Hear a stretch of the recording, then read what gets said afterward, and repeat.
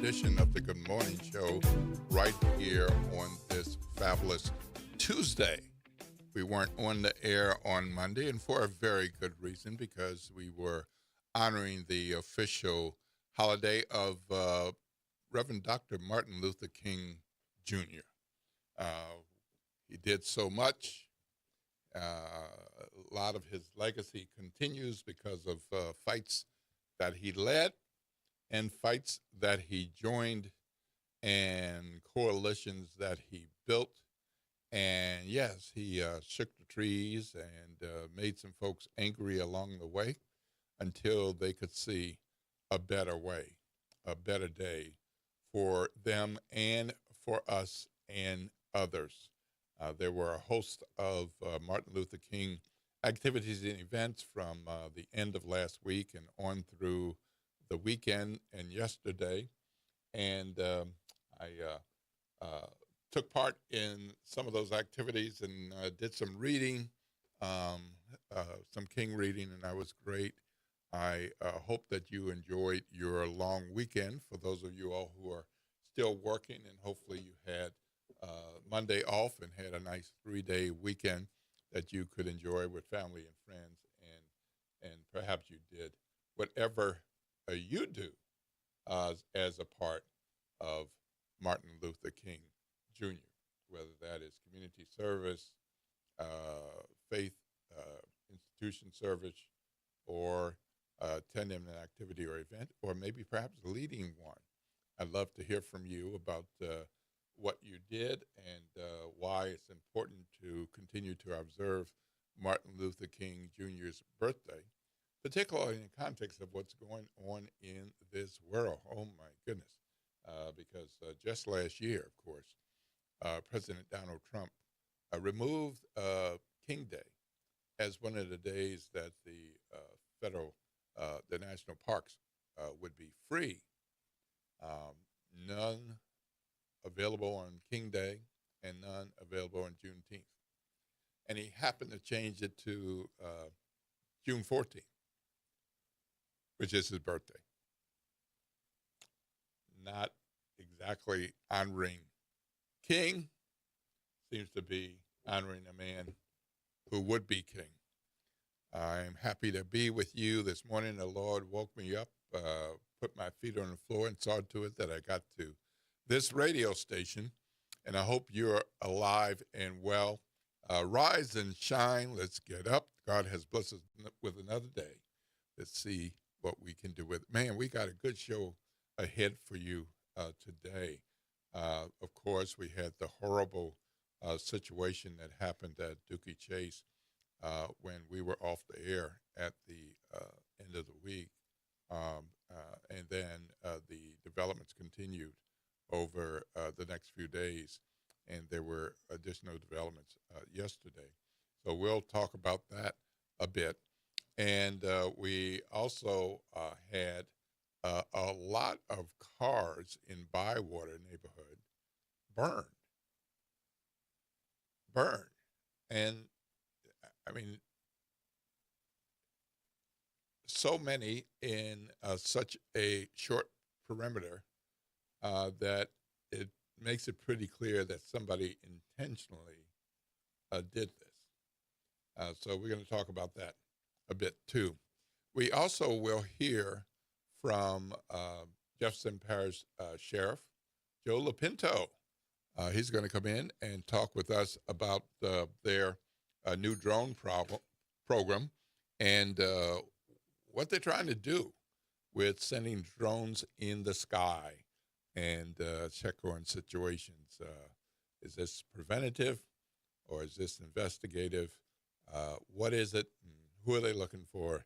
How are they going to use it? Joe Lopinto will be right here on WBOK's Good Morning Show to talk with us about that. And this was previously scheduled, but there's a lot going on with the New Orleans Police Department. And Police Chief Ann Kirkpatrick will be here to talk with us about some of those things. And so I'm looking forward to having a conversation with her about the police overtime that the IG has made an issue about the Dookie Chase story and their investigation as it continues. Now that a victim has been identified and a lot of tips are coming in, and looking forward to, perhaps she can tell us about the New Orleans Police Department drones and what they're doing, and we get a perspective on drones out of New Orleans and out of Jefferson Parish. And there's more. Oh, yeah, there is more. So stay tuned to the Good Morning Show, and we'll be back after this break. The talk line is 504-582-9422, 504-582-9422. You're listening to WBOK, 1230 a.m., what New Orleans is talking about all day long.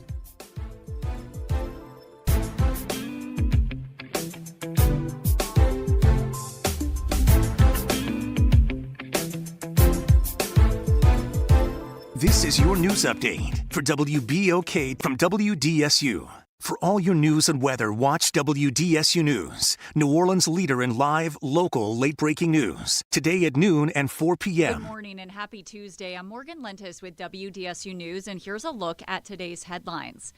For the first time, we are hearing from family of the teen shot and killed at the iconic Dookie Chase restaurant. Family members have identified the victim as 19-year-old Kareem Harris, telling us he recently had issues with a group of people, and they believe that's why he was killed. The NOPD has said he was the intended target of the shooting. Right now, no suspect has been identified. Crime Stoppers has upped their reward to $13,500 for information leading to an arrest. And just 20 days into the new year, the government watchdog group, the Metropolitan Crime Commission, is providing an update on how much crime has happened in 2026. There have been 28 violent crimes, 4 of which were homicides, and 18 non-fatal shootings. They also report 12 armed robberies. Then happening today, Louisiana's Attorney General will be here in New Orleans in a courtroom to defend the state's controversial Ten Commandments law, requiring the religious text to be displayed in all classrooms. Arguments are set to begin at 1 p.m., and this all stems from a lawsuit filed by a group of 9 parents challenging the law, which was previously found unconstitutional by a U.S. district court. But AG Liz Murrell argues the law is constitutional, saying the Ten Commandments have historical significance. And that's a look at today's... This is Monica Pierre along with Sally Ann Roberts Daybone, co-host of Your Power is On. Tune in Sunday mornings from 7 to 8 a.m. for music that feeds the spirit. Get your Sunday on. Right here on WBOK 1230 a.m. and WBOK1230.com, the station you listen to all day long. Good morning, wake up. The Good Morning Show. Good morning. On WBOK.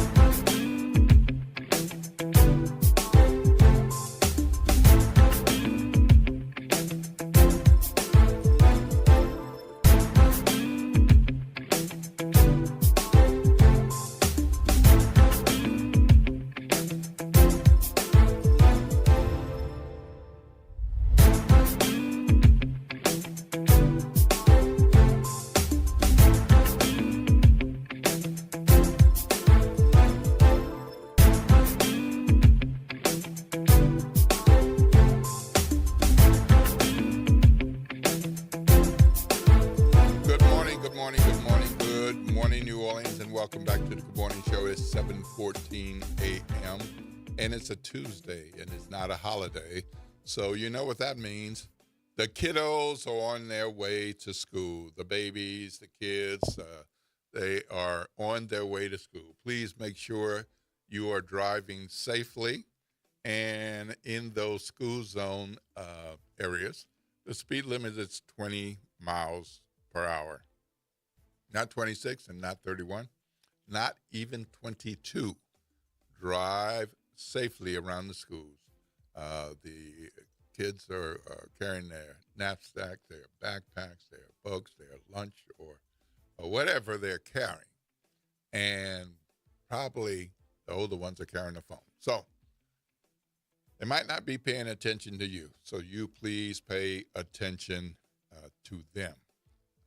This is a great day and a wonderful opportunity for kids to learn more and have those teachers and others pour knowledge and information into their heads and move their day along. So please be careful as you drive out there. Take care of your things. You've got somewhere to be at 7:15. I hope you're pulling up right now because now it's 7:16 a.m. If you got somewhere to be at 7:30, be safe. Make sure you got all the things you need and get on with your day. One of the things that happened yesterday was that I went to the Baton Rouge program. I shouldn't say that, actually, because there were several. So there were several. And there were several MLK events in and around New Orleans, Baton Rouge, Lake Charles, Alexandria, all over the place. And I chose to go to Baton Rouge and visit the church that was hosting Janae Nelson. That's the United Christian Faith Ministries in Baton Rouge. Never been there before, but boy, they've got it together, and they've got some great things going on. I was happy to meet the senior pastor, and pastor was on fire yesterday, Dr. Mark Ellis. He was on fire. I see why a lot of people want to go. When he took to the mic, no phone, no iPad, no notes, all from his head. And he was on fire. So that was great. I'm going to have to go back there and visit his church and all of his church family. But the main reason I went there because the Power Coalition was sponsoring the keynote speaker, Janae Nelson. Janae Nelson is the sister who argued the Calais case, the voting rights case that's before the Supreme Court, United States Supreme Court. And it was wonderful to see her again and to witness in person things that she was sharing about voting rights in Louisiana, voting rights in the nation, and having an opportunity to improve things. How much has been improved, but how much more work there is. So I'm going to pause a second if we're ready to go, Jared. Are we ready? No? Are we ready? Do we have Janae up? Okay, so we're going to hear something from Janae Nelson.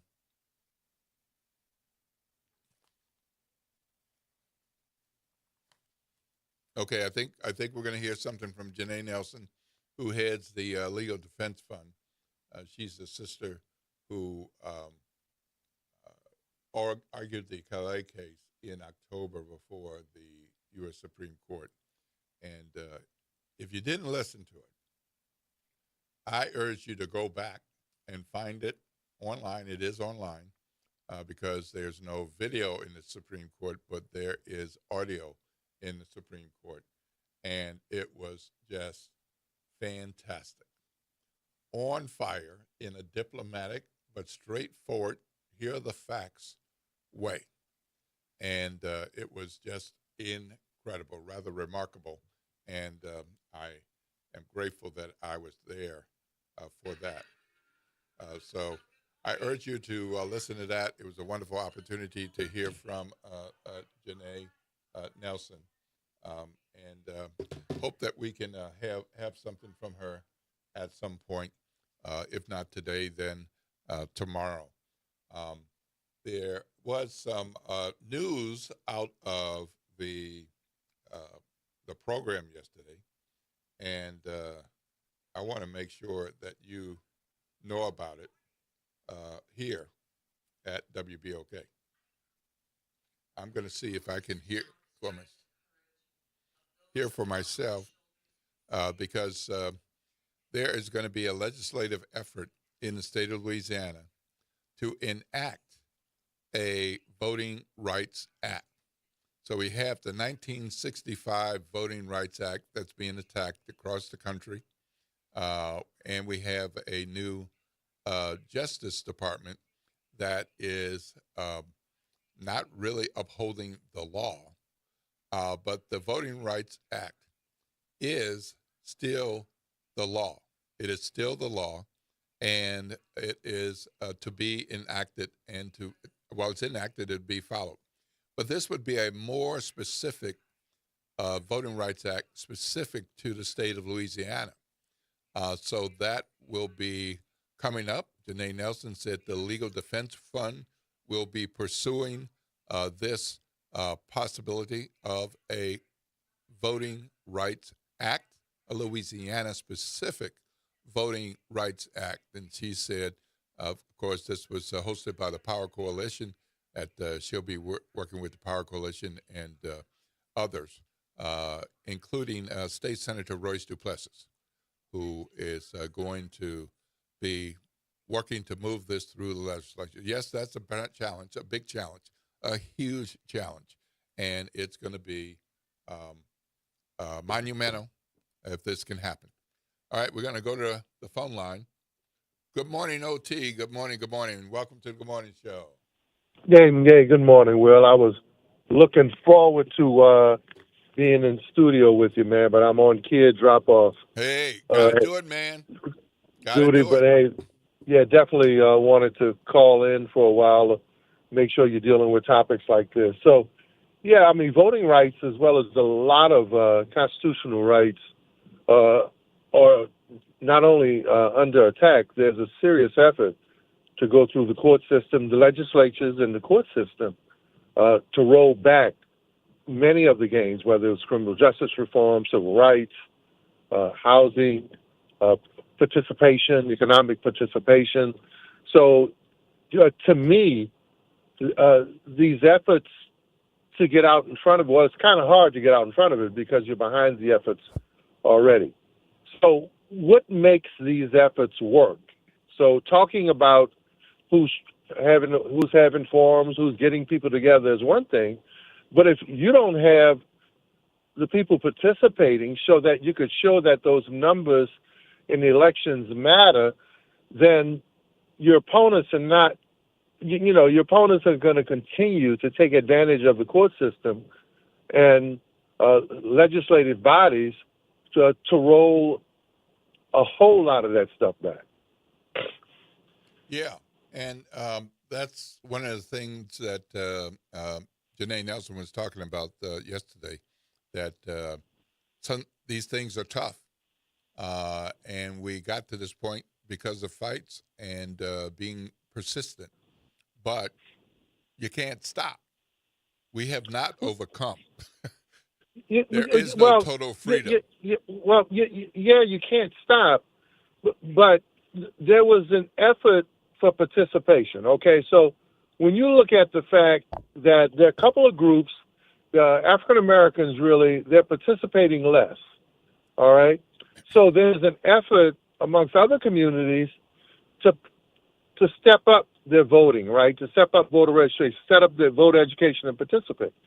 So look at what's happening. We're missing out on millions of potential voters because they're being pushed out of the economy, pushed out of the community, and that is black men.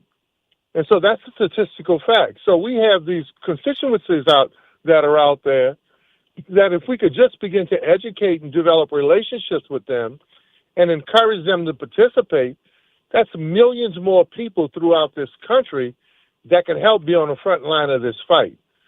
And so for me, where is that education piece? Where is that relationship piece? And where, look, I'm not going to follow you if I don't see you on the front line fighting for me for stuff other than just when you talk about participation in the election. And when I talk to many voters, when I talk to specifically young men and men, they're like, why? There isn't anybody fighting for us. Right. And what do you think about this, the beginning of a push for a Louisiana-specific Voting Rights Act? Yeah, I mean, I think it's a great idea, but how much is the 33% of African Americans or that 20 or 24% liberal or moderate group that could be sensitive to you? Where are they in terms of backing up this effort? Yes. So this is my hardcore realistic example. Even if you protect Voting Rights Act, or even if you advance it with some of the stuff that we're trying to do, that doesn't equal participation. Not right. Based on the numbers. Right. So what are our officials doing to develop closer relationships to fight for some of those basic things, right? So the number one thing that I hear from folk is, and I'm in the community a lot, not just election time. You see, I'm still out there every day doing stuff, and I'm not running for anything. All right, that's not to knock anybody else. That's just a way of life. Elected officials, groups like the Power Coalition, and other advocacy groups have to. They have to do more than have election relationships and issue relationships. Period. There has to be an effort to hold hands with people from their house to the voting booth, to the town hall, to the legislature, to federal participation. All right. And that's going to be an effort that has to happen if you're going to develop an army or get people enough people behind you where you can get the attention of your opponent. All right, OT, we're going to have to go to break. When we come back, we're going to talk some more about this. And Reverend Wallace, I see you. Keep on holding, my man. We're going to get to you. We'll get to you after the break. So you're listening to WBOK 1230 AM. The talk line is 504-582-9422, 504-582-9422. You're listening to WBOK 1230 AM, what New Orleans is talking about all day long.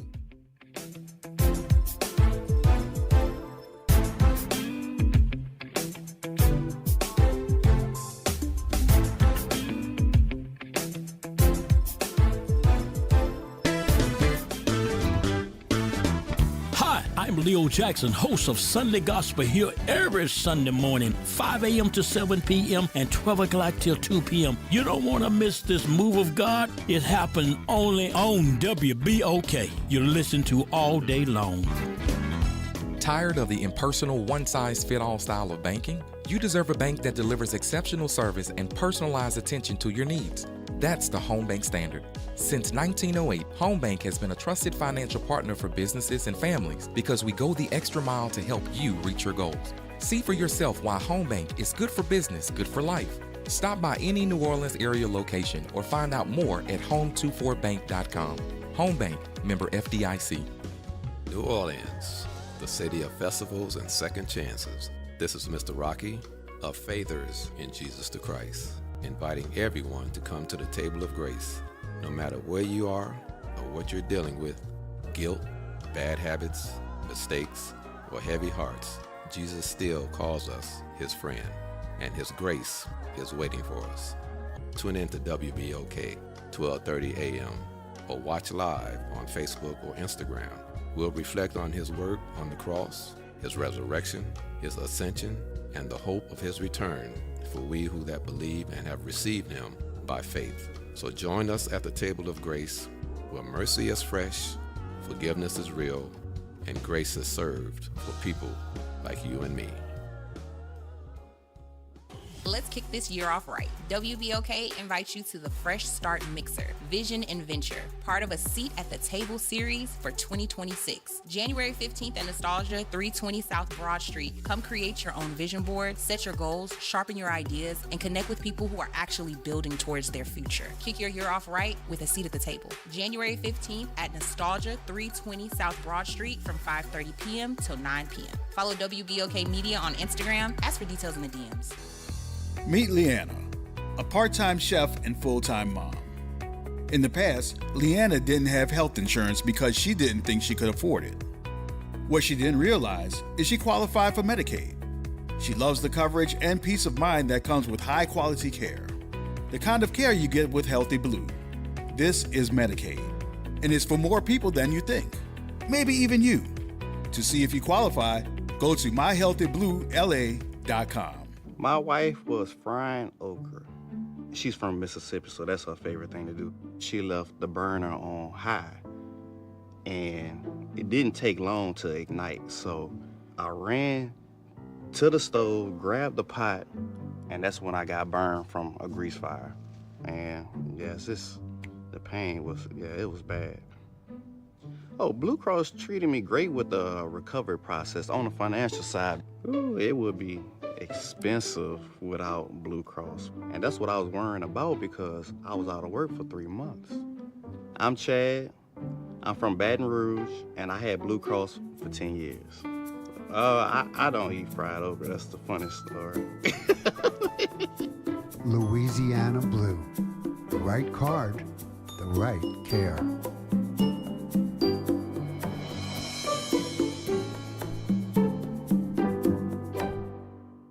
Good morning. Wake up. The Good Morning Show.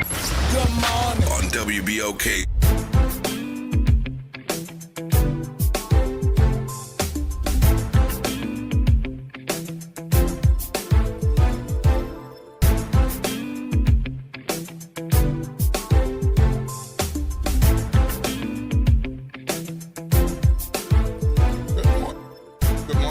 Good morning, New Orleans. Good morning, New Orleans, and welcome back to the Good Morning Show. Thank you all for tuning in. It is 7:32 a.m. You got someplace to be at 7:45. You got a little time, depending on how far you have to go. Make sure you got all your things together and get out there and be a safe driver. I know those who I'm talking to are safe and not crazy, but you do have to watch out for those people who are doing things they shouldn't be doing and driving crazy, sometimes like bats out of you know what, and want you to pay attention to the little ones in particular as you drive around those schools. We've been talking about the MLK Day and what he fought for, so many people that he pulled along and so many people who did things separate and apart from Martin Luther King Jr. as a part of the civil rights movement, and how that fight has continued on. OT was just saying that it can't just be a program or a forum there. There has to be engagement. There's so many who are not registered to vote, so many who aren't connected to or concerned with some of these issues, and we got to get them on board. We're going to go to Reverend Wallace right now, and I think we'll have something else for you in a moment. Good morning, Reverend Wallace, Will Sutton, and OT on the Good Morning Show. Good morning. Good morning, Good morning to you, brother. And first of all, let me commend you not only all of this in your consistency and bringing the awareness of things that involve the African American community as a whole, as a people. You have engaged to keep us abreast of a lot of things, so I thank you for that. Secondly, I want to say one of the biggest problems that we have in the African American community, where so much disparity in our voting, is because we don't have forums, we don't engage people, we don't bring people. We got people sitting in Baton Rouge state representative, congressman, and different stuff like that. Not putting any expression upon anybody or painting anybody, but we have lost the ball of keeping in contact with the least people at the bottom. We don't hold community meeting. We don't bring nothing to the community. What's going to happen in the legislature? We react after it then happens. Hey, And the Republican has done a great job. Just a moment, Yes, Reverend sir. Wallace. Can you turn down the volume on whatever you're listening to? Because Yes, sir. Yes, sir. Okay. Yes, sir. Yeah. The Republican has done a great job over the last 10, 15 decades of finding a way to get control of Louisiana. We only have one congressman in this state, one state legislature. We'll run against each other, but when we come to running for the lieutenant governor, secretary of state, attorney, we don't get in those races. We'll pile up, 40 of us will pile up in a councilman race, and so we need to take some chances and step out of our comfort zone and fight for principles, or at least set the foundation for others to build upon. And a lot of young folks are disparate. I mean, they don't have the work, they don't have the jobs, and you got politicians tell them everything is all right. But we know it's not all right. So, I mean, it's hard telling people to go vote for somebody when they're not seeing any progress. New Orleans East and all the surrounding areas, you got problems throughout the city, So people get despair, and when you have these off election, we don't go out because we don't see school board and different stuff like that. We don't go out because we don't see the importance of it. Public school is being gutted so much, you understand? So people are just getting despair. But what we're getting ready to do, I'm working with Mr. Ronald Gaines, Democratic chairman. We're going to start doing some voter registration. I'm going to do something at my church at Heavenly Star Missionary Baptist Church and on the Louisiana Coalition Change. I'm president of. And we're going to get out in the community and get people to come back. And we're going to involve the churches. The churches need to make a bigger effort of getting people registered. That's something that the church can do. That's one of the arms of the church that they can really galvanize African-American people in the community, because they have a forum set every Sunday that they can bring people to. Are you registered to vote? I mean, after you altar call, see if you're registered to vote. You know what I'm saying? So people need to take the initiative. We get together on Dr. King Day and we walk around. It was disappointing to see what happened yesterday in New Orleans, and nothing of the magnitude of Reverend Harper and Norwood Thompson and them that did. Avery Alexander and them did. They made sure that march was a march that conclusively everybody in the city. We gather around the statue for a few minutes with a lot of people that just want a photo op, and they don't play no significant role in the community because they only show up during that time. But you need people that boots on the ground, and you need what Moses Jefferson and Bill Jefferson did. They kept in contact with the people in the community to make sure when elections come, they had the ability to elect people because they know they had the trust and the confidence of the people that they had been engaging with to go out and vote and mobilize people to go vote. We don't have that today. We don't have the machines that we once had. We don't have the people that's out there inspired about getting people vote. I mean, we got leaders that will, here's a black leader running for something, they will support the other candidate. I mean, it's sad. It's just discouraging. And they want to sit down and tell you that they got control. It's a sad thing. You see people that standing up on the podium advocating they're represented in the community, and they have no involvement in the community at all. Just photo ops at that time.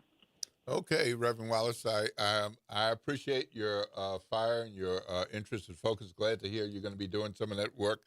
I think there are churches and organizations who are serious about this work with voter registration drives and voter education. We always can do more. So many times when people are doing this work, it doesn't make the headlines. And for me, that's okay as long as the numbers are changing, that we are capturing those who have never been registered, capturing those 17-year-olds before they turn 18 years old, and engaging folks so that once they're registered, they actually vote and vote on a regular basis. So thank you so much for calling in, Reverend Wallace. As you get that going, definitely let us know at WBOK so we can let everybody know. Right now, have a Lord's blessings. Have a great day. Right now, we're going to hear from Janae Nelson from yesterday. It's often said that America is an idea, but I think America is a story. Because ideas can be stagnant. You have an idea and that's it. But stories have arcs. They can be tragic and triumphant. They can be revelatory and reaffirming. And for hundreds of years, the story that was told about America did not include Black people or our contributions. It did not include brown, Asian, or indigenous people, except to deny the genocide against them. It did not value women, LGBTQ+ people, or people with disabilities. But we, the people, those people, and people who believe in freedom and equality have been writing a different story, an inclusive story, a story of love and hope, of respect for dignity and humanity. And now the time has come for us to write the next chapter. So to the young people, the awardees, the pen is in your hands. We will be writing with you, but the pen is in your hands because the next thing that is written is the story of your future and the future of the young people that we saw on the stage earlier today. So I urge all of us to write boldly, write powerfully, write with purpose, write at the ballot box, write on the placard that you bring to a protest, write in the boardroom, write in the courtroom, write everywhere, write the future that we want to see for ourselves. And write knowing that we stand on faith and that justice doesn't happen on its own. Justice requires. Amen. All right. That was just a part of Janae Nelson's talk at the United Faith Church in Baton Rouge yesterday. She talked about much more. Go ahead. Stories have ideas. So America's not just an idea, but a story. Stories have ideas. They're ideas that lead to that story, that lead to that chapter, right? Mm-hmm. Or that passage, or that issue. So what are the ideas, and who's formulating those ideas around the issues that are going to shape participation, that are going to bring people together? And I was listening to Reverend Wallace. There's a whole nother issue that stands in the way, Will. There has to be an honest discussion about unity of purpose. So if you have Democratic officials that are in bed with Republican officials because they don't believe that the Democrat can win, well, how do you know that until the election is over, right? So if you have folk in the Black community who are saying, yeah, I want to be for this issue, but I'm going to put another foot over with this issue, then people observe that. People watch that. I tell people all the time, it's like the National Democratic Party. The National Democratic Party, I think, abandoned the South when they figured out if they won Florida and a couple of key states, they could win a national election without resourcing, investing in, putting up a fight in the South. While the Republicans, though you may not like them, there's a unity of purpose. Marjorie Taylor Greene has been going back and forth, she's retiring from Congress with Trump. But if you asked her who she would vote for, she would tell you Trump. Period. Yeah. See, period. We don't have that unity of purpose. Look, I'm one of the great examples of how dysfunctional we are when you talk about lacking that unity. And I'll use this example, and I'll lecture on it around the world and in this community. When I ran for office last time, I had a group of pastors that prayed, laid hands on me, prayed for my victory. I had a portion of those same group of pastors lay hands and pray for somebody else in the same race. Well, my Lord. And that's a fact. So, and you're using religion to say that you're for Oliver and his family, but then you're using the same God and the same religion to say you're for someone else. That is not unity of purpose, and I'm just using that as an example around a lot of the rollbacks and the issues that we face. And I'm going to say this, and you're one of the best in the world at what you do. But if you don't have journalists and writers and thought provokers and academics that are also part of that unity of purpose, right? That are going to say, hey, hold on a second. This issue is too important for me to roll back my pen. My people are under siege. I have to provoke and challenge thought. That's what the late 50s and 60s and gone into the early 70s. That's what the fight was like, especially in the late 60s, to give us a lot of the gains that we had. There were people who said, you know what? I'm willing to sacrifice my job, sacrifice my contract, sacrifice my position because the fight is too big. Now, we always had outliers who sell out. And that's the same thing in every community. But it was never this fractured. I got you. We got Ms. Jones on the line. We're going to welcome Ms. Jones. Good morning. You're on with Will Sutton and OT. Good morning to you all, and good morning to the listeners. Good morning, First Lady of BOK. Thank you very much, and thank you for welcoming me. Every time we have any time of gatherings, second line, any occasion, that's the time to recruit people to become registered voters. Here's all for publicity. I think it's the governor's wife telling to update your status, see if everything is accurate with your voters registration. She hasn't come to BOK and said that. Mm-hmm. She has. Now, I've heard it several times. Well, we welcome her here. I know, but she hasn't come, but she publicized it. We know, I have my own idea, who she's directing, giving a cue to, and since she hasn't come this way. But it's for us, every time we have anything, second line especially, and I look at the number of people, you just couldn't even drive, couldn't even walk, so many young people. And then, again, they're not teaching civics in the schools. I don't know what they're teaching, if they're teaching anything. That's gone with the wind, I guess. They don't know. They don't know that they should know. Nobody's telling. There's an opportunity every time to register many applicants every day. Yeah. Every day is, when they have gatherings, second lines, parties. Now with the clubs, with the carnival clubs, out there to have a good time. Give them a registration paper. They could go online, could do it offline, go to the office. We got to consistently do it. This is how I figure we honor Dr. King, one of the many ways. Combine it with Kwanzaa and everything, because Kwanzaa is every day. We've been doing Kwanzaa for many years. Just found a name thanks to Dr. Karenga. We could apply all of it, just like we put all the ingredients for gumbo, put all of it together.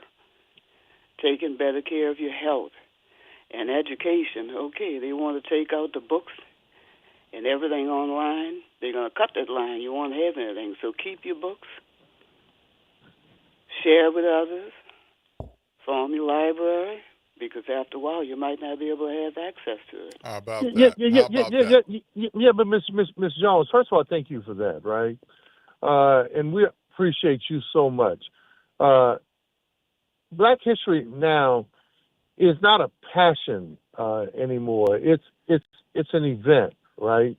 So when you talk about Umoja and Kwanzaa and Nia and all of those different things they're driven by a passion and a purpose.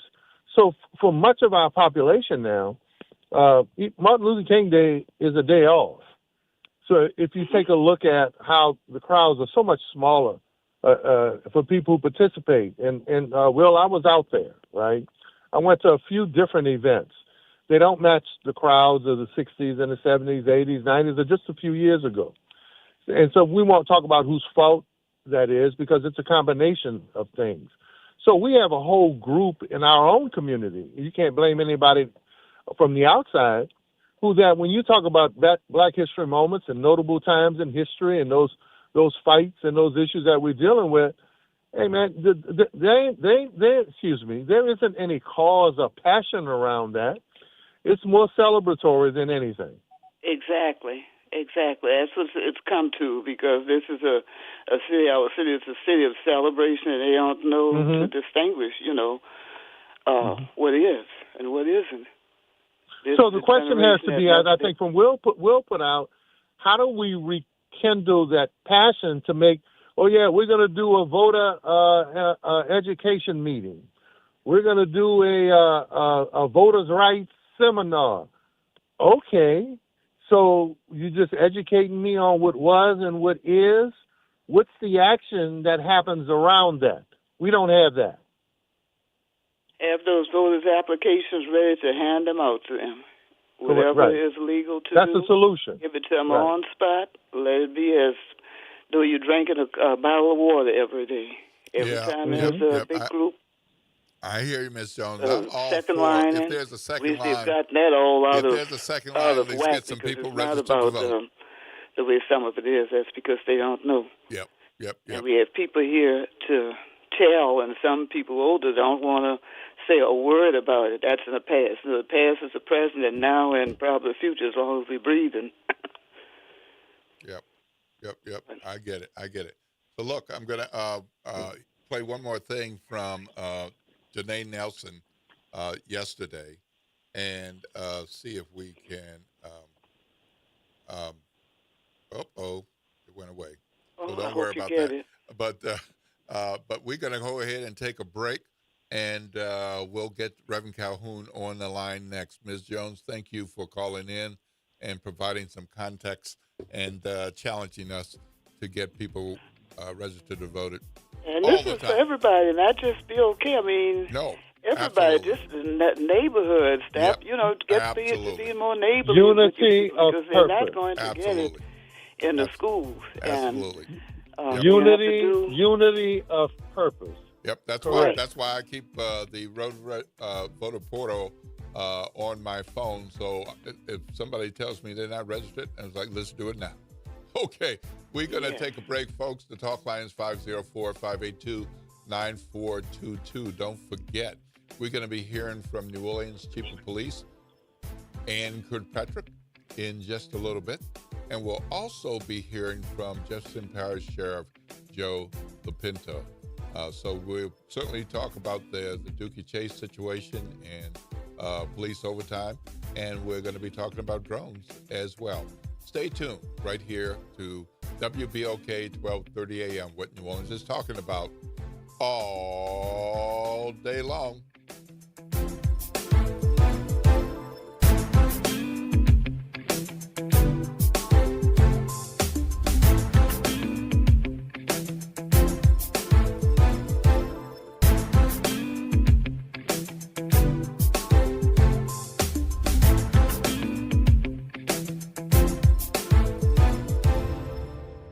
This is the Bloomberg Black Business Beat, brought to you by FidelityWealthManagement.com. The Magnificent Seven, led by NVIDIA, have been dominating conversations on Wall Street for a while now. But Black-owned and led Ariel Investments is finding value flying under the radar with smaller companies. Here's Ariel Investments founder, chairman, and CEO, John Rogers. We're still finding ideas in the small value space. They really have been ignored. They're kind of the ugly ducklings when you compare it to NVIDIA and Apple and all these giant, exciting growth stories.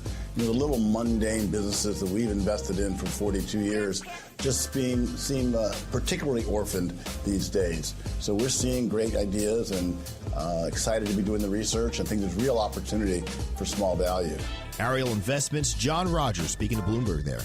The firm's flagship Ariel Fund focuses entirely on small and mid-cap stocks. I'm Bloomberg's Justin Milliner on the Black Business Beat.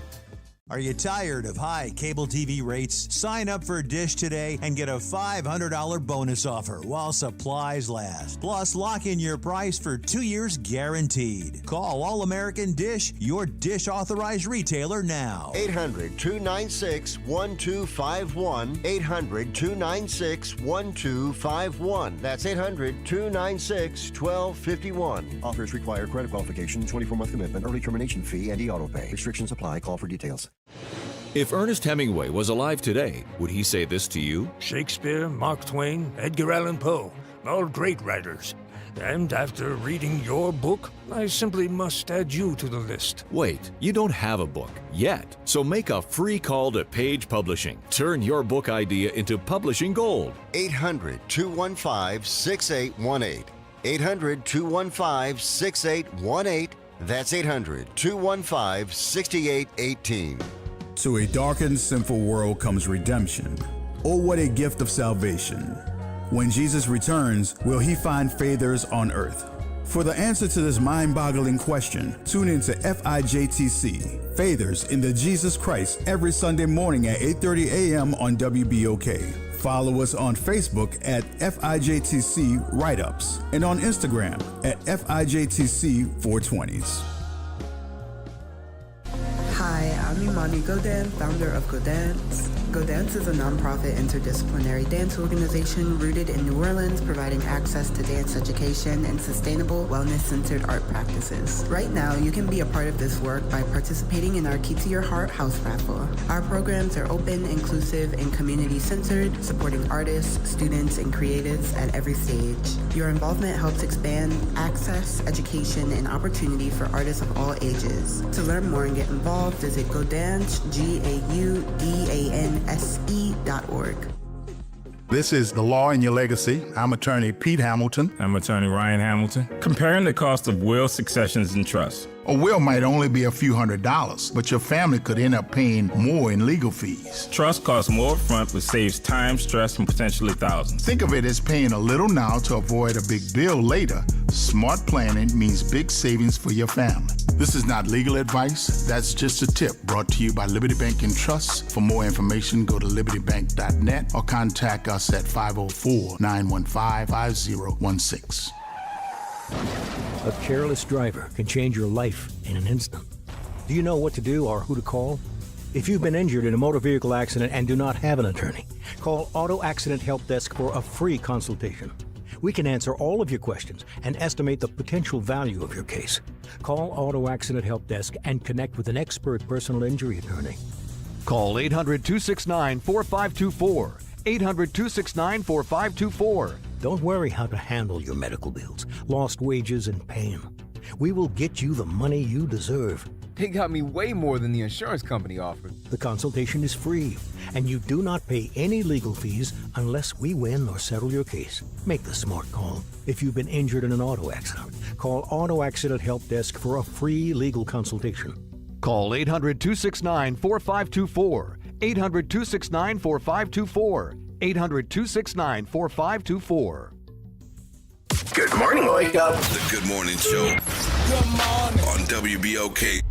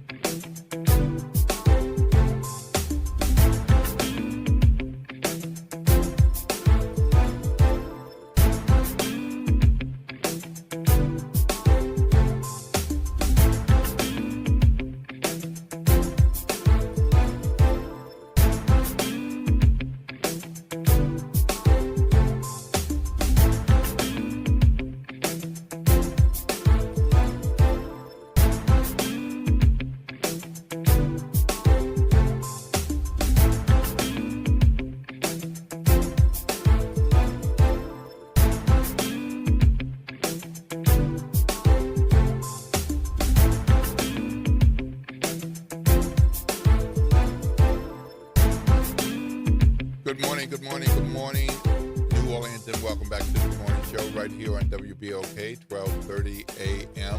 The talk line is 504-582-9422. We're going to wrap up this conversation about the Voting Rights Act and voting education and engagement.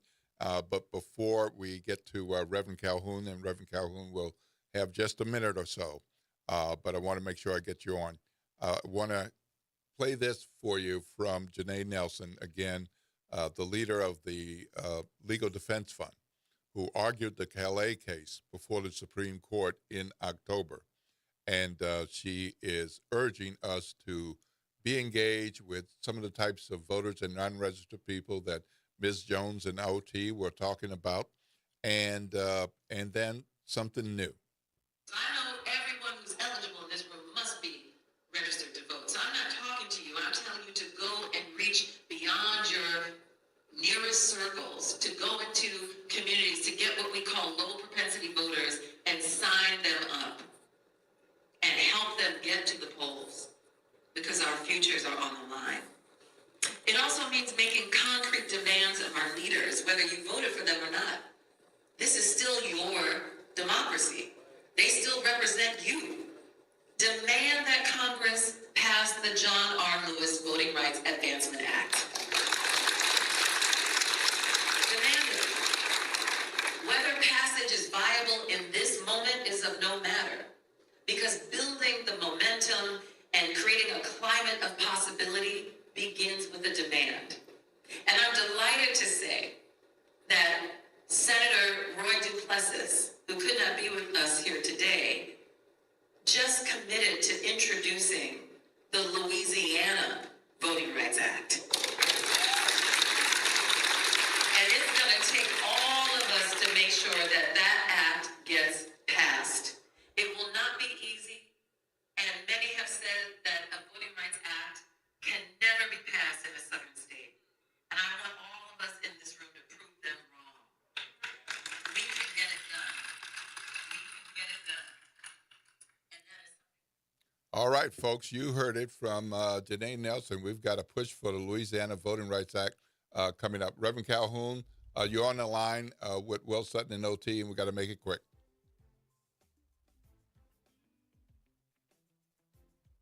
Reverend Calhoun, are you on? I'm sorry. Hello? Yes, you're on with Will Sutton and OT, and we got to make it real quick. Sorry. All right. No, I do think that the Voting Rights Act is needed. We don't know what we had until it's gone. And the way this thing is going now, they are trying to take away our right to vote.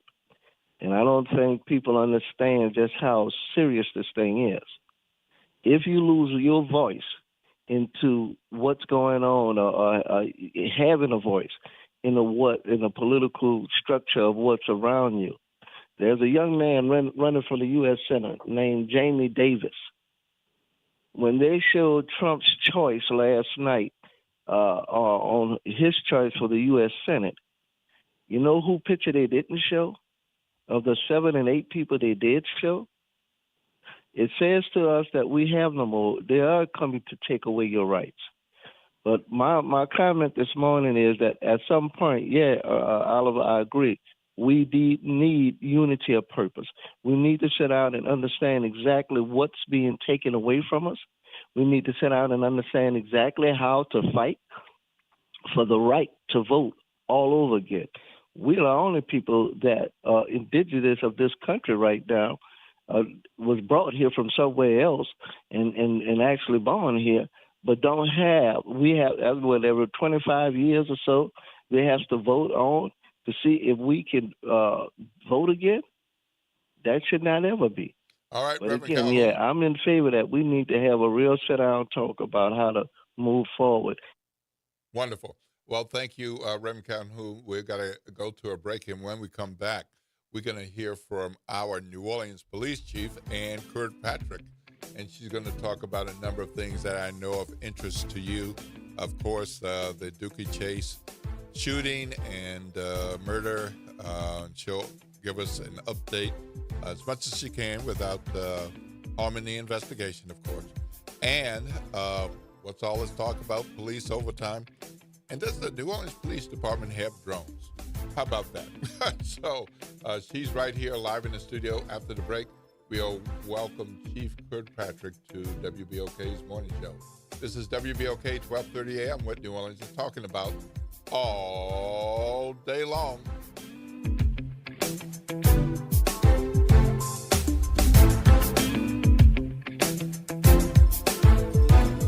WBOK New Orleans, home of the Good Morning Show, 7 to 9 a.m. weekdays. I'm Bree Wood with BIN News Now. Governor Greg Abbott is the biggest money man in Texas politics with more than $105 million in his campaign war chest. Republican strategist Bill Miller expects him to spread that cash around before the midterms. He knows if he's opening his checkbook, it'll be gone pretty quickly. He says the governor has his eyes on Houston, which he wants to turn dark red. Fiery speeches marked MLK Day in New York, where a dozen politicians at the National Action Network linked Dr. King's legacy to what they call abuses of power today. Mayor Zohran Mamdani condemned ICE, and Reverend Al Sharpton warned, "We don't know if we're next" after Minneapolis. And a judge has ruled that Jay-Z can recover nearly $120,000 in attorney fees after the long-running paternity case against him was dismissed. The claim, alleging he fathered Raymir Satterwhite in the 90s, was one he always denied. Get BIN News Now on demand 24/7 on the iHeartRadio app. Good morning, wake up. The Good Morning Show.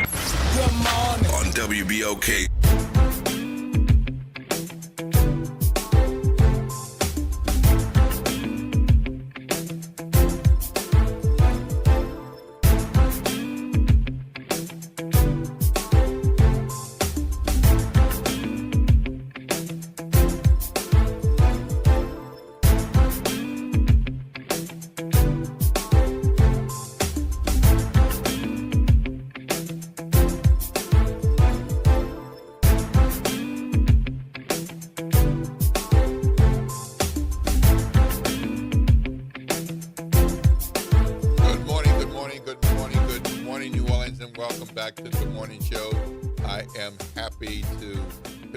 Morning show this hour in the 8 o'clock hour. Oliver Thomas is on the phone, co-hosting from a distance, but forever close. You know, we were boys in the lower Ninth Ward. Isn't that right, OT? Yeah, absolutely, Will. But, you know, on the way out, I know we segue into another segment. Yep. But when people see that them voting and participating benefits them, their business, and their community, then you'll also see more people wanting to participate. So there has to be a way to show folk that because of them voting, because of them participating in democracy, it means something to them as it relates to their dream of the American dream. Yes. And when that happens, you'll automatically see more people participate. Okay. All right. So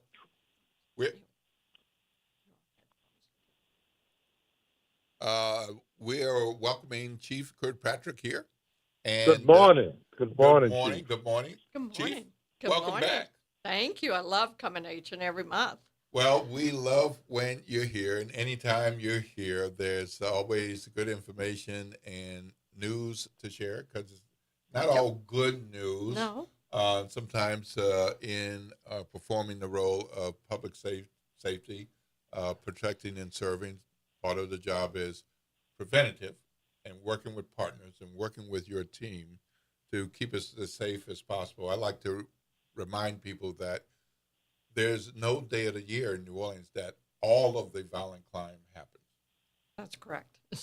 You know, because if correct. it did, it would be really bad. Yes. But we know that these things happen, so it's a matter of how you plan to serve and protect. And unfortunately, at the end of last week, there was a shooting and homicide at Dookie Chase. Yes. Renowned restaurant, great importance to our culture here in New Orleans. So I'll let you just take it from here and tell us what happened that you can talk about now versus that night, because you were answering questions as this was very fresh, and where we are with the investigation. Sure. So I do even live close to Dookie Chase, so I was able to be on the scene fairly quickly. And the restaurant was full of customers, and because of its iconic history, this particular restaurant attracts quite a few of our out-of-town visitors, and rightly so. So Friday night, 8 o'clock, it's a packed restaurant. What we can tell you is that the decedent, the person who died, was being chased on the street, and he ran into the foyer of the restaurant, probably seeking cover. And yet the shooting began on the street, and it ended with his falling inside the restaurant itself. But at the same time, because the shooter continued to fire, there were 3 innocent bystanders who were in that foyer waiting to be seated. And so 3 additional victims, they survived, but one particularly with very serious wounds had been hit by several rounds of gunfire. So what we can tell you, several rounds. On the one person? On the one person. And then one person had a grazed wound to the buttocks and was able to be released that night or within the 24 hours. But the other two victims did receive multiple gunshots, but one particular with several. Yes. Yeah, so Chief, in layman terms, you used that the shooting started outside the foyer, the gunman approached, several rounds were fired. So the question from folk in the community is, were there shots fired inside the restaurant? Okay. So the issue of what happened. No, Will, that's a question. Yeah. Yeah. Right. Or was the subject shot outside and he was a victim of those shots that were fired outside? Oh, okay. So OT's question is, were the victims shot outside or just inside the foyer? And was the decedent shot outside and inside or just inside the restaurant? So we know that the 3 innocent bystanders were shot inside of the restaurant. And the shooting began of the person who did die, the young man. That shooting occurred while he was running into the restaurant. So he was outside. We have bullet casings outside, and so as well as ballistics inside. All right. So the decedent was shot outside. Mm-hmm. Yes. And then went inside. Was he shot again inside? I can't be specific about that. I just know that there were rounds that went into that foyer. Okay. And the trio of women, they're tourists who were visiting, going to Dookie Chase, waiting to be seated. Yes. And they weren't outside. They were just inside in the foyer, waiting to be seated. That's correct. Okay. So, and we did capture the shooting itself was captured on tape, on video. And so, but we don't have an identified person yet. Mm-hmm.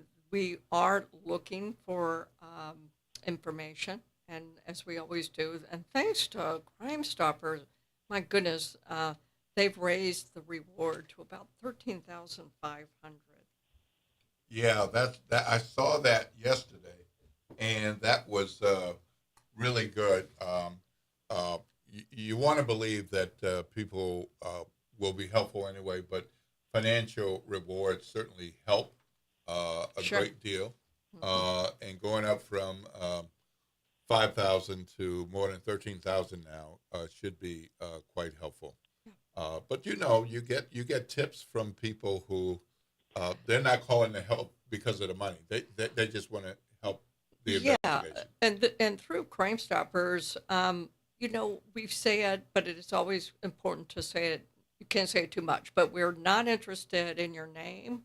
We're just interested in your information. Mm-hmm. So, of course, Crime Stoppers 504-822-1111. We have received some tips, but we need more. So anything that people think they saw, we want to know. Okay. All right. Is there anything else that about this investigation? How similar is this? Let me put it this way. But for the name Dookie Chase restaurant, how similar is this to other investigations of a shooting of someone being chased, going into a building, home, apartment, and subsequent investigation. We got to treat that all the same because every victim has a loved one. Every victim is somebody, and that's important. And Dookie Chase Restaurant itself was not the target. Right. So that's also an important distinction for people. But this victim, this family, the victims who are still survived, everybody deserves our absolute best, no matter who you are or who you're connected with. But it's unfortunate, but we do think we're going to get this shooter. Well, it was a targeted shooting. This Right. was not random. Right. This was right, targeted. Right.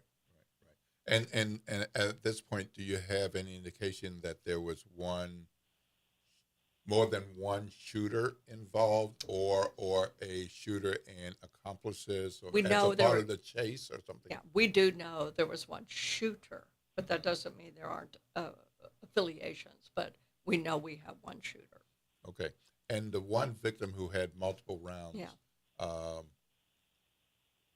Where was she shot physically that caused her to go into critical condition? Some of her wounds that would be the more critical were through the back and exit wounds out the chest. Oh. Yeah. So keep her in prayer. Yeah. She was apparently either with a friend or a family member, and from California. Right. Yeah. Still in the hospital. She has upgraded a little bit, but there are a couple of different levels of ICU care, and she upgraded to at least the regular ICU. Okay. We'll pray for And her. we have our detectives up there regularly checking on her and her family. So, yeah. All right, and everybody, nearly everybody who's familiar with the Dookie Chase restaurant wants to know, was the family okay? Is the family safe? Is the staff safe? Yes. Because they were open and working.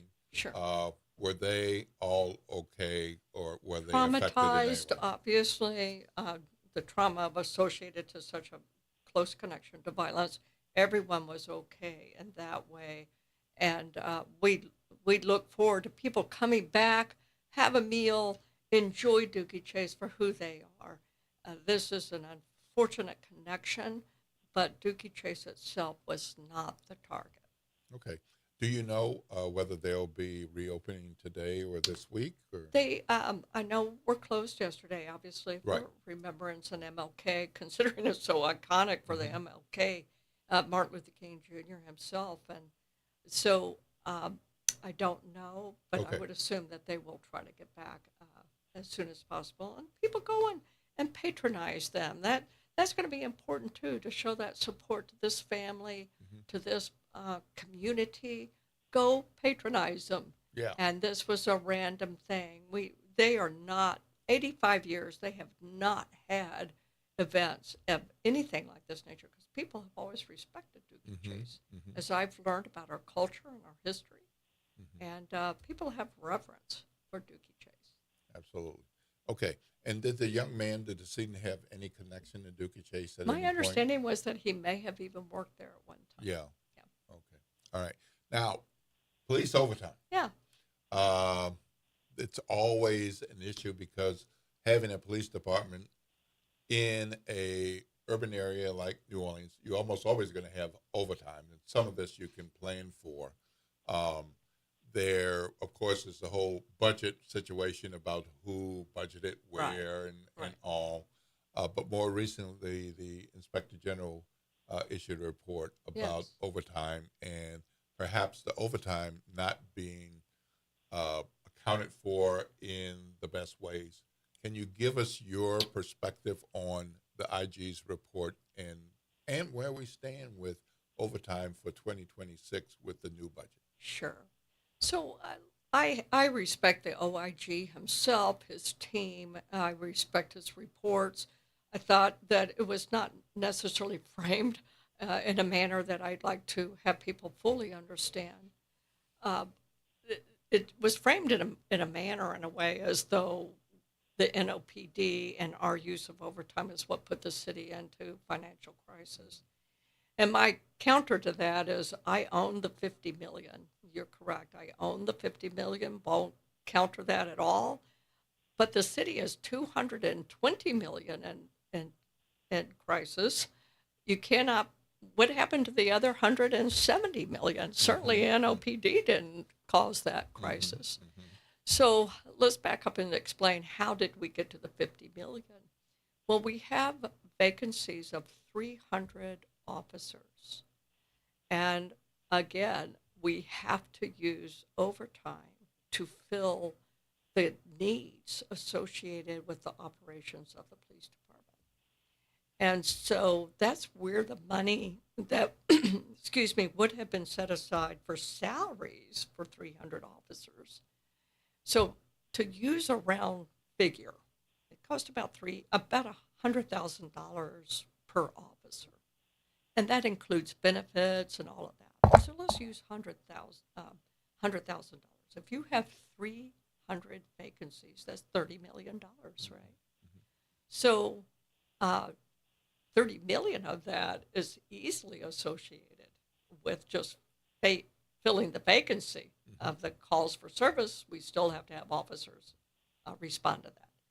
But then also after January 1, our second lines, for example, have grown and grown and grown and grown. We cannot any longer just do it with 10 officers. So we now throw the resources to these second lines and other events that we didn't have to before. And I don't apologize for that. And that's about another 20 million. So and I had zero budget line item last year in 2025. Having said all of that as a foundation, I am a good steward of money. The city has been supportive to say, okay, Chief, well, we'll give you a line item, a budget for overtime. You manage it. And that's exactly where we are today. I will manage it, but I also will not jeopardize anyone's safety over an overtime issue. But I can be a good steward, and I will be, and have been for my career. Okay. All right. Yeah, so Will, if you're remembering that I'm here too. Yeah. Let me clear that piece up a little bit in layman terms. No, the police department was not responsible for the city's deficit, even though they're getting most of the blame. And if you look at the police department, if I can break this down for the public so they can have a better understanding of it, you cannot hold the police department responsible because what the police chief was doing was her job.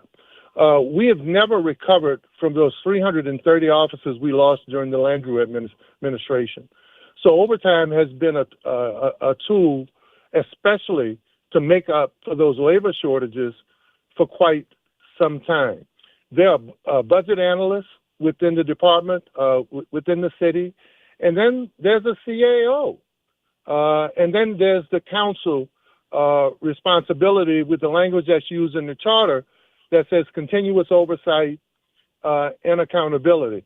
So for anyone who's blaming the chief and the men and women of the police department for working all day and night to keep us safe, then they don't understand how the system works. But there were also some things internally when you talk about budgeting and budgeting principles, and the chief has been around long enough to understand incremental budgeting and activity-based budgeting, value proposition, and zero-based budgeting. So my question, Chief, moving forward is, because of this not being your fault, but understanding now that in many cases you're getting the blame, what will be the budgeting strategy moving forward so that the public can be assured that this won't happen again? Great question. Sure. I appreciate your clarification, OT. Again, it shows your seasonedness, but your ability to communicate in layman terms. So what we can do and what we have done is we know our known events, right? We know our known events like Essence Festival, Mardi Gras, obviously, things like that. And so we presented to the city what we believe the staffing requirements are going to be, even the more staffing that we need for these special events. And so that's what the city has done, is they said, okay, Chief, you tell us. And so we did. And so the only thing that is a factor, and I did ask the city to put a contingency amount in that overtime fund. So, for instance, we had a snowstorm last year.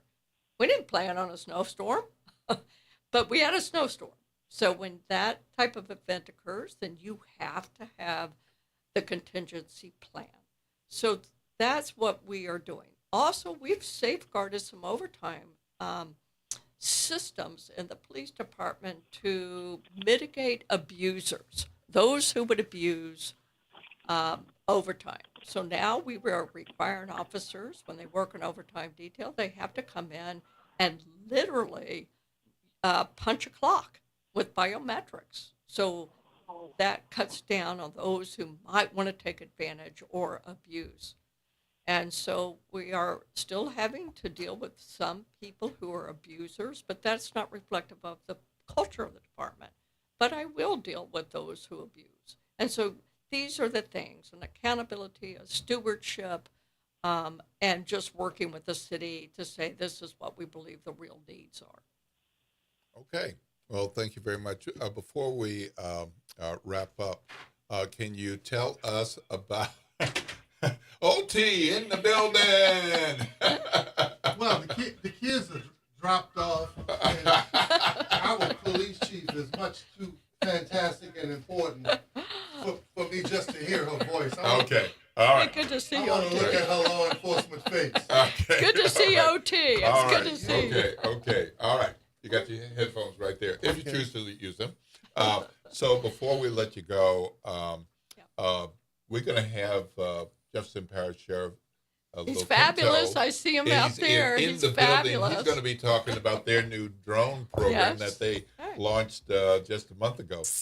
Where do you stand with drones and drone operation in the city of New Orleans? I think it's great. We actually own 8 drones as we have today. However, I want to move toward what my good friend the sheriff has, which is called drones as first responders. It's a matter of policing smartly, not just policing. And so he's going to explain it as your next guest, and I would like the city to embrace why this is smart policing. And the quickest example I could give you is no one wants to pursue anymore, car to car. That's a high-risk endeavor by police when you're chasing people in a car. Think about the impacts of putting a drone up in the air, and I can see the chase now. And I don't have a police officer chasing, but I can see the person trying to get away. That's smart policing. It's safer policing. And so the sheriff will explain it, and I'm all for it.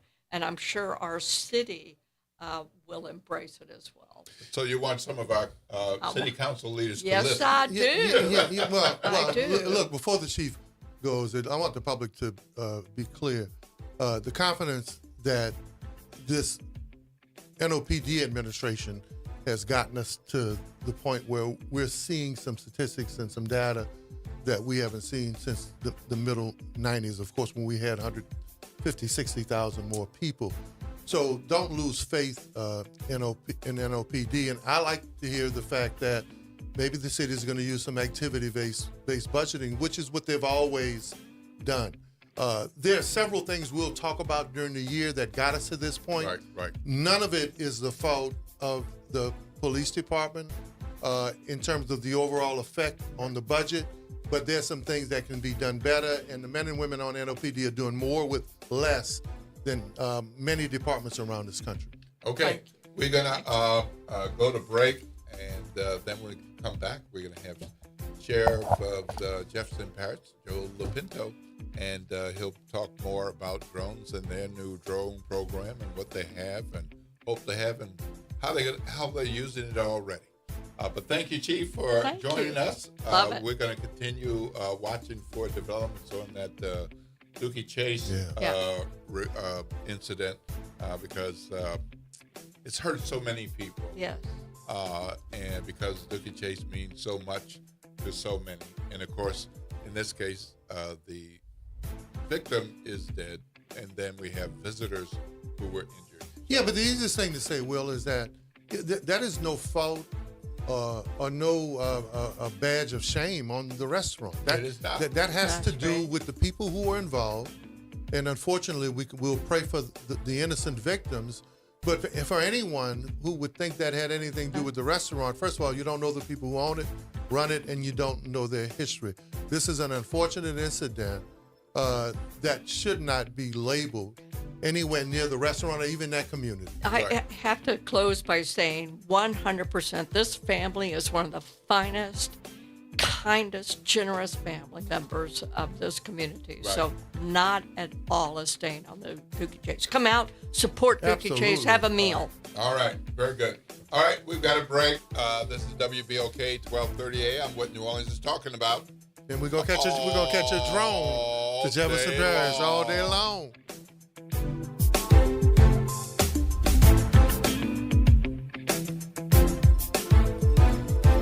This is your news update for WBOK from WDSU. For all your news and weather, watch WDSU News, New Orleans' leader in live, local, late-breaking news. Today at noon and 4 p.m. Good morning and happy Tuesday. I'm Morgan Lentis with WDSU News, and here's a look at today's headlines. For the first time, we are hearing from family of the teen shot and killed at the iconic Dookie Chase restaurant. Family members have identified the victim as 19-year-old Kareem Harris, telling us he recently had issues with a group of people, and they believe that's why he was killed. The NOPD has said he was the intended target of the shooting. Right now, no suspect has been identified. Crime Stoppers has upped their reward to $13,500 for information leading to an arrest.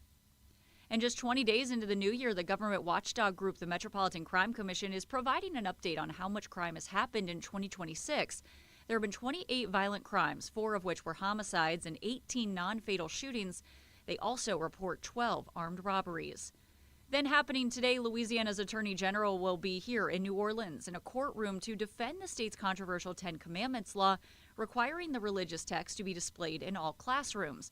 Arguments are set to begin at 1 p.m., and this all stems from a lawsuit filed by a group of 9 parents challenging the law, which was previously found unconstitutional by a U.S. district court.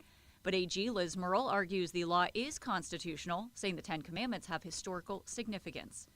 And that's a look at today's headlines. Hey, this is Steve Poston. Be sure to listen to WBOK 1230 AM every Saturday morning at 10 a.m. and Sunday evening at 5 p.m., bringing you the best Southern Soul barroom music with the Southern Soul Weekend Party Mix, hosted by me, of course. I'll be playing your favorite Southern Soul music by artists from all over the South, right here on WBOK 1230 AM or online at WBOK1230.com. The station you listen to longer. Listen to longer.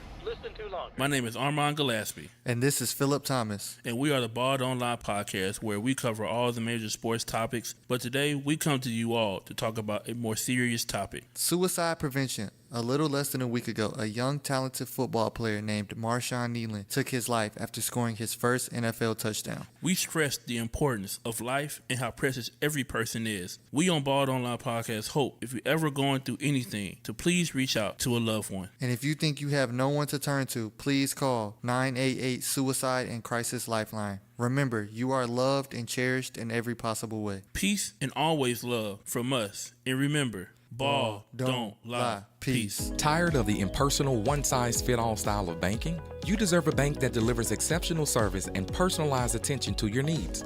That's the Home Bank Standard. Since 1908, Home Bank has been a trusted financial partner for businesses and families because we go the extra mile to help you reach your goals. See for yourself why Home Bank is good for business, good for life. Stop by any New Orleans area location or find out more at home24bank.com. Home Bank, member FDIC.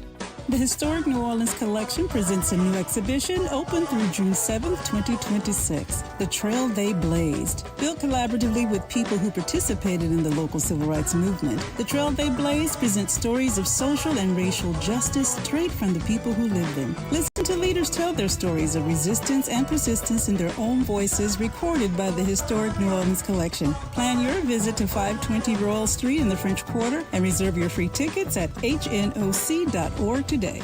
let's kick this year off right. WBOK invites you to the Fresh Start Mixer, Vision and Venture, part of a Seat at the Table series for 2026. January 15th at Nostalgia, 320 South Broad Street. Come create your own vision board, set your goals, sharpen your ideas, and connect with people who are actually building towards their future. Kick your year off right with a seat at the table. January 15th at Nostalgia, 320 South Broad Street from 5:30 p.m. till 9 p.m. Follow WBOK Media on Instagram. Ask for details in the DMs.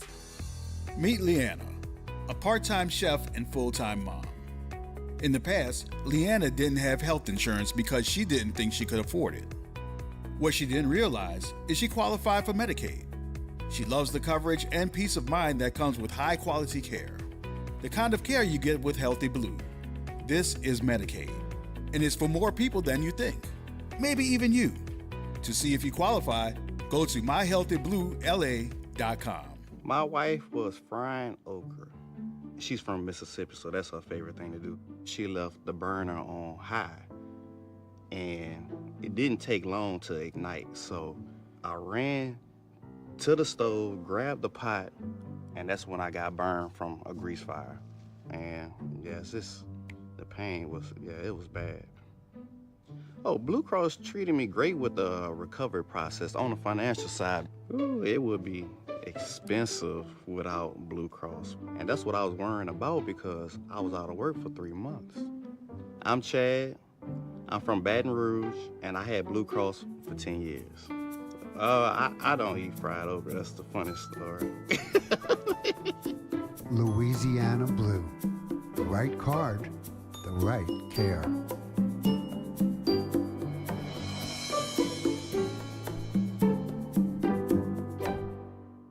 Good morning, wake up. The Good Morning Show. Good morning. On WBOK.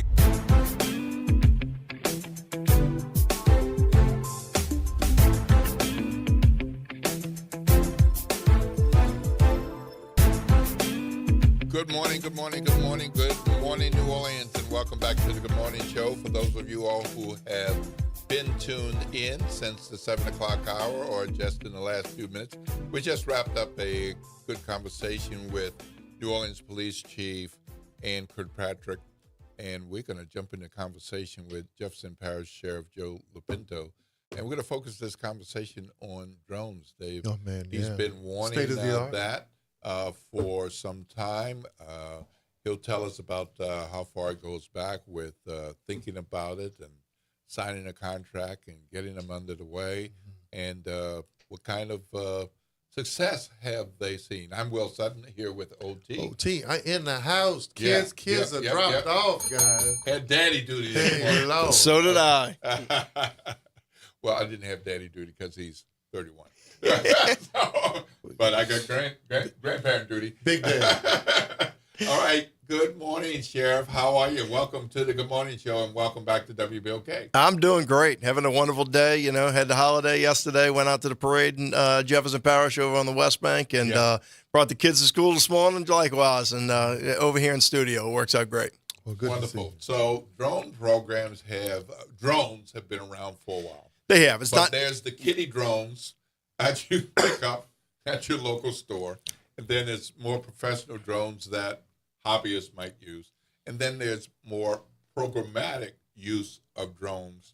And my understanding is that this is a first responder drone program that you implemented just a few weeks or a few months ago. Yeah, drones are not new technology. I mean, we have 30 drones plus drones in our fleet that work from little small mini drones that are part of our SWAT team that fly inside houses to larger long-range surveillance drones being used by narcotics teams or SWAT teams, whatever the case may be. This is a different program. This is what we call a drone as a first responder. Program kind of started off years ago in Chula Vista, California. We ended up having a small department that had a drone on top of a roof that they were able to launch in response to a 911 call. And it worked. But 62 average degree in Chula Vista, California, line of sight drone operations, having a person on top of a drone doesn't work in South Louisiana. Certainly, I'm not putting anybody up on a 110 degree roof. That's not going to happen. So it really didn't make sense. And so the FAA needed to change their rules for non-line of sight operations. And so that's what we were able to do. So I saw a presentation probably 4 years ago about Chula Vista, California. I thought it was very intriguing, but it wasn't to the place where we could utilize it here in Jefferson Parish or in South Louisiana. And so that changed probably about a year ago, where the FAA was giving waivers to be able to have non-line of sight operations. And so I sent some people out and said, look, go look into this. I want to, look into it a lot more. And sure enough, we ended up going through the summer of this past year and ended up signing a contract with Skydio to come in and operate all of Jefferson Parish, all of unincorporated Jefferson Parish at least. And so pretty much 90% of our areas are covered. They overlap each other with about a 2-mile radius. And so we have a drone pretty much within 2 miles of you at any given time. And most of the time it's multiple drones depending on which direction they're coming from. But we have a command center and we have drone pilots. They're all police officers, but they're also Part 107 pilots that have the opportunity to listen to the radio calls as they're coming out, look at the computer-aided dispatch, and make a determination that that's a call that we should launch on or that's a call that we shouldn't launch on. And don't get me wrong, we handle 300,000 calls for service that a year in Jefferson Parish. We may average around 50 flights a day.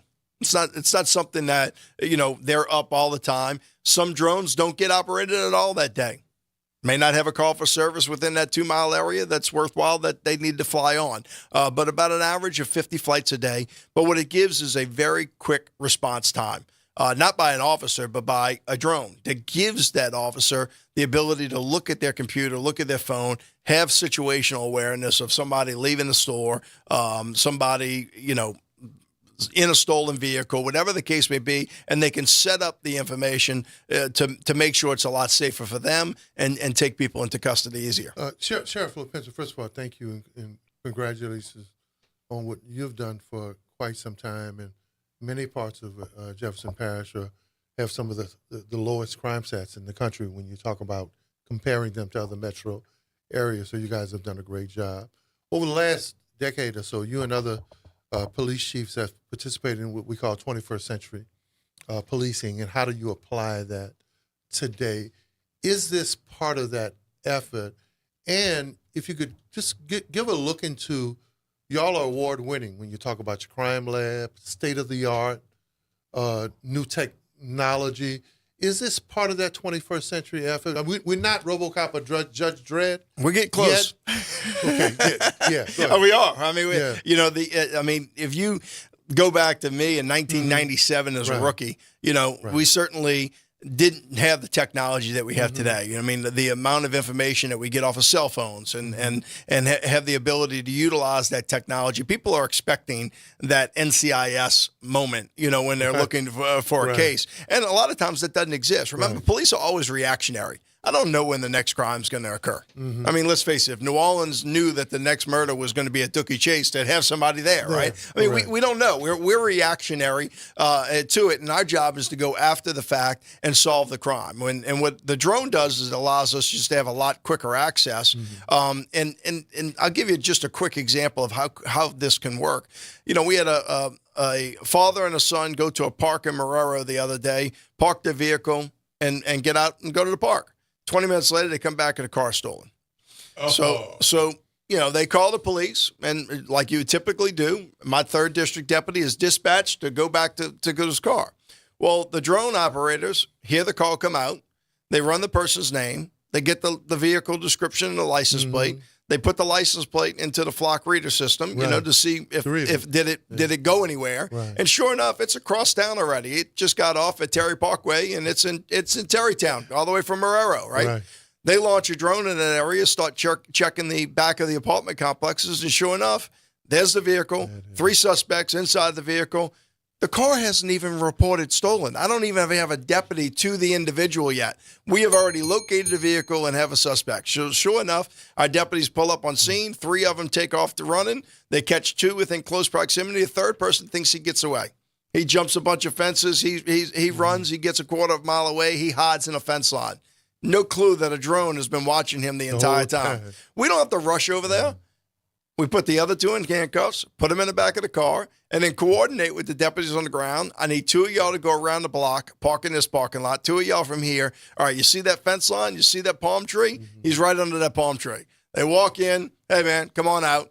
We have 3 people in custody. Right. You know, a stolen car before the car even hit NCIC. Crime solved. Right? I mean, just great work. Obviously, father and son get their vehicle back, and we move on to the next call.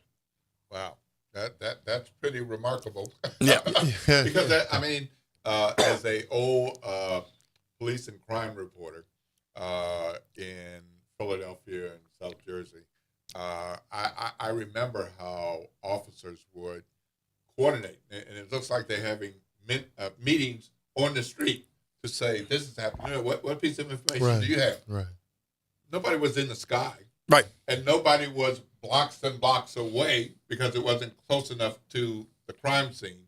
And so the meetings, the conferences, the sharing of information is rapid fire with the first responder drone. It is. So are there any constitutional issues? You know, iron surveillance, all of these groups that challenge the city of New Orleans and others in terms of surveillance. Are we concerned about any constitutional issues? Have there been any challenges to drones? We're not. Or state-of-the-art like that? Yeah, we're not.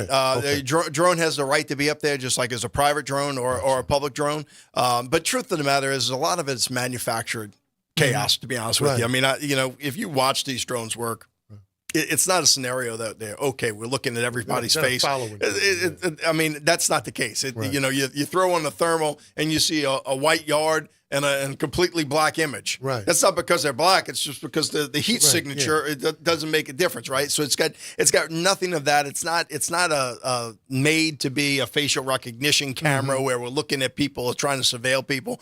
We're completely responding to calls for service, and I can show y'all when we get off the air exactly how it works itself. But I think a lot of it is just people that are not informed on what is being seen, from the air. So if you could explain to the public the value, you started, but you didn't break it down like I know you can. That allows officers to do so many more other things.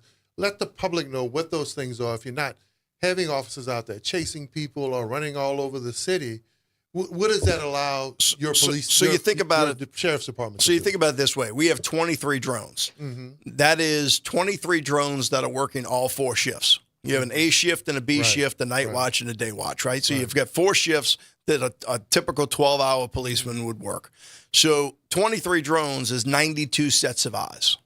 92 sets of eyes that don't get a lunch break, that don't have the ability to get off. They're there standing. Right. Now you need people to operate them. Right. But even if you have 2 people in the room, an intel person and a drone pilot, sitting in that room all day, that's 8. So it's 92 sets of eyes for the price of 8. Right. So now I have the ability to be a force multiplier. And then when I go back to the perimeter, being set up, if someone takes off running now, it's a foot chase. You may not be able to outrun the radio. Right. Or you may be able to outrun the radio. And there are things that can happen during that chase. Correct. But now I don't have to set up a perimeter around that 3-block area, wait for K9 to get there, and then go search. And we may be on the scene for 2-3 hours searching the backyards of someone that just ran from us. If that drone's up, that drone's following them the whole time, right? They don't have the ability to get away. And so we just wait for them to get out of breath. And when they get out of breath, we show up and go, hey, come on out. And so instead of being 2 or 3 hours on the perimeter, we're 10, 15 minutes on the perimeter, and the case is over with.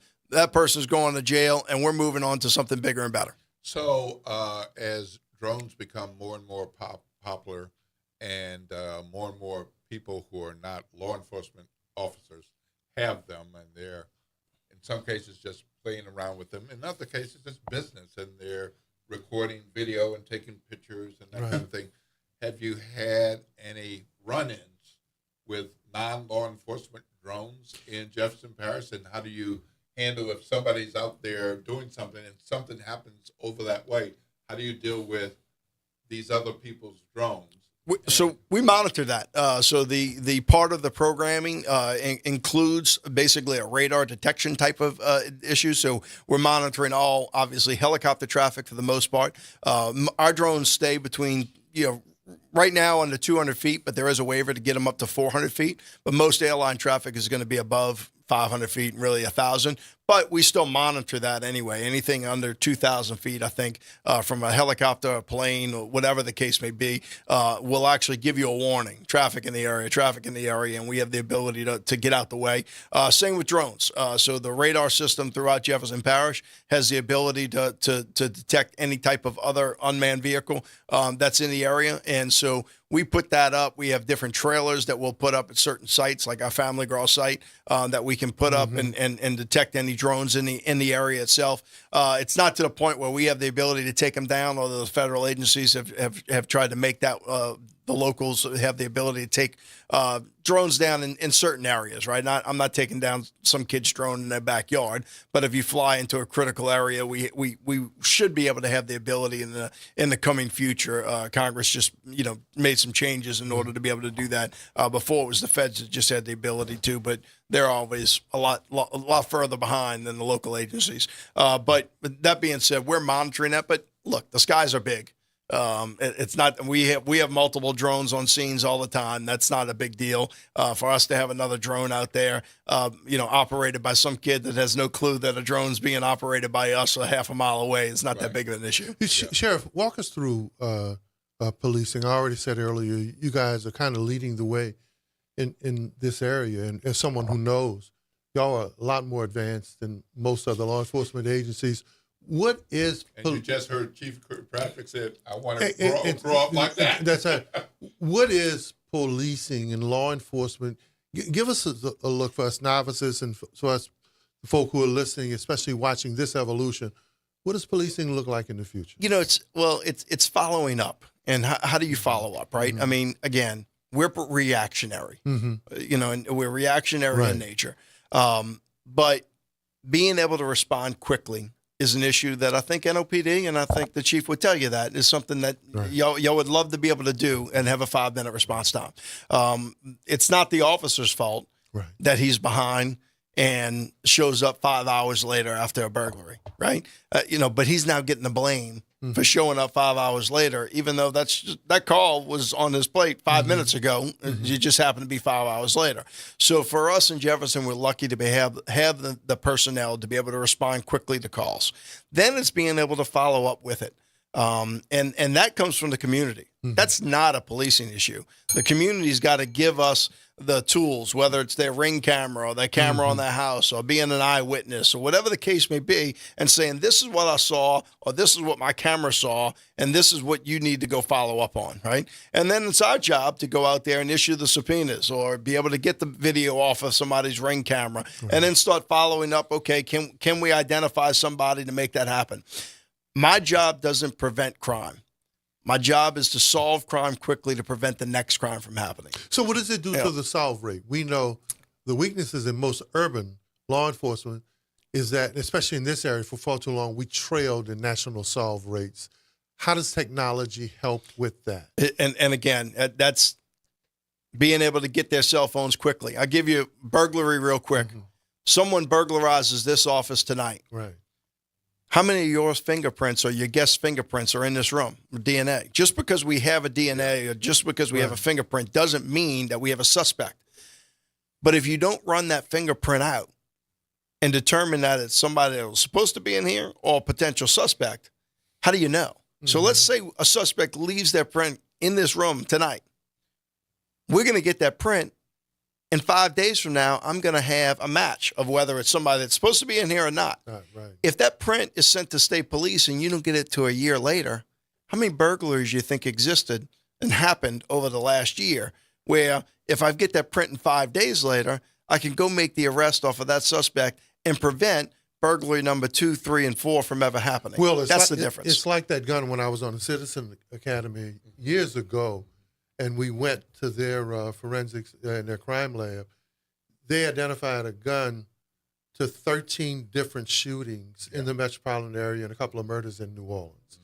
But not only the 13 different shootings, let's just assume shootings 1, 2, and 3 have zero witnesses, zero information.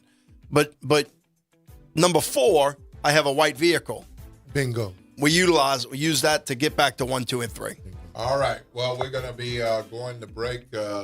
Great news, making things happening with the first responder Technology drone program in Jefferson Parish. Wonderful to RoboCop hear on the what way. you're doing. And just before you came on, you heard New Orleans Police Chief Ann Kirkpatrick say, I want some of that too. Yeah. So we'll see what can happen in Orleans Parish and some other parishes as Jefferson Parish leads the way. And your partnership with Chief Ann, It's been great. Absolutely. Okay, let's get that on the record. Yeah, we work very well together. Good. All right. Thank you, Sheriff, for coming in. Good Appreciate stuff. Your time. And you're looking good. Thank you very much. Happy Mardi Gras. All right. Okay, folks, when we come back, we've got just a few minutes to wrap up the show. And OT, then the front porch will be coming on. Not the side next. porch or the back porch. The front porch. Front porch. All right, you're listening to WBOK 1230 a.m. with New Orleans. It's talking about all day long. Day long, baby.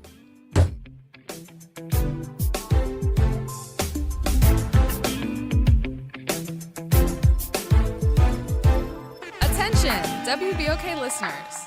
Are you a fan of the station and want to show your support and style? Well, we've got some exciting news for you. Introducing the official WBOK merchandise, the perfect way to wear your love for the station. Whether you're a longtime listener or a new fan, we've got something for everyone. Head to WBOK1230.com now and grab your WBOK gear before it's gone. When you buy WBOK merch, you're not just getting quality items, you're supporting the station you love. Hi, I'm Imani Godin, founder of Godance. Godance is a nonprofit interdisciplinary dance organization rooted in New Orleans, providing access to dance education and sustainable, wellness-centered art practices. Right now, you can be a part of this work by participating in our Key to Your Heart house raffle. Our programs are open, inclusive, and community-centered, supporting artists, students, and creatives at every stage. Your involvement helps expand access, education, and opportunity for artists of all ages. To learn more and get involved, visit Godance, GAUDANSE.org.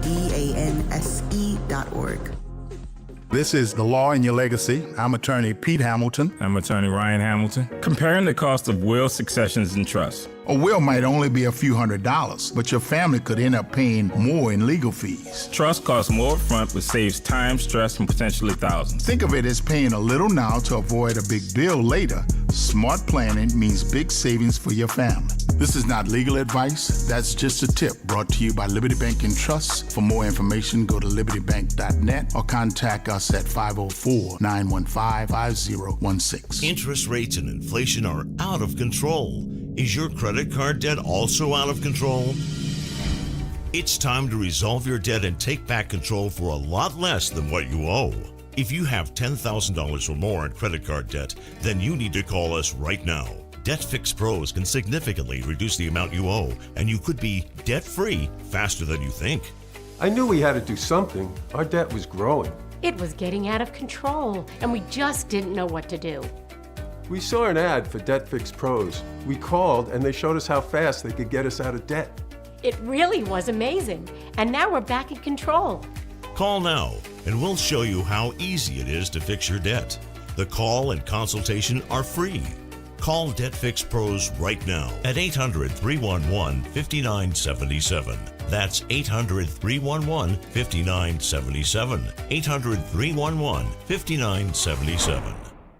Good morning, wake up. The Good Morning Show. Good morning. On WBOK.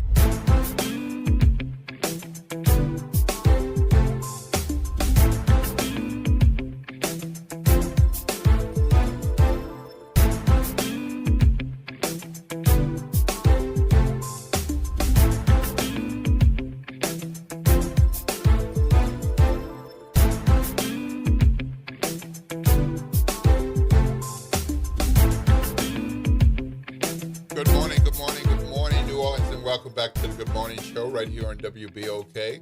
What a show, what a show, what a show. And even while dropping off kids, a great show. We can improvise. Well, that's 9 Ward excellence, man. But hey, nothing against any other ward, right? Yeah. But no doubt about it, man. Well, when people bring that up, I just say, how many wards can other people name? Well, so, there's I'll just stop there. Graylin and Kimba, You know. and Kimba did a show not so long ago about the most famous project, right? Yeah. And not against any place else, but the Desire. The Desire project is in songs. The Desire Street. And the other housing developments didn't get prominence until those notable the crack wars and well into the late 80s and early 90s. But you're absolutely correct. When people would come to the city, at one time, a lot of people thought the whole city was just a Ninth Ward. Yeah, right. But we have several wonderful wards all over the city. They're just not the Ninth. And you know, one of the things about the Ninth Ward is we have shared. That's right. We have Ninth Warders in Uptown. We have Ninth Warders Punch Train Park. in Gentilly. In Punch Train Park, we have Ninth Warders just, you know, to help out the other wards. There's no. We shipped our people all over. That's Yes, right. we did. All right. Well, great show. Great show. Thanks for being here, OT, both here by phone and in studio. What a mix. What a move. Well, first of all, thank you for what you do. Shout out to Chief Kirkpatrick, Joe LaPinto, and the caller earlier. There's a lot of things that have to happen to get people to participate in the electoral process of the democratic process of voting. And once people begin to see that their voting matters, that officials are doing stuff on their behalf or they're making a difference, then that'll be one of the keys to getting more people to participate. Absolutely. Confidence. Absolutely. You're listening to WBOK. Front Porch is coming up right next. WBOK 1230 AM, what New Orleans is talking about All day long. Jared on the box.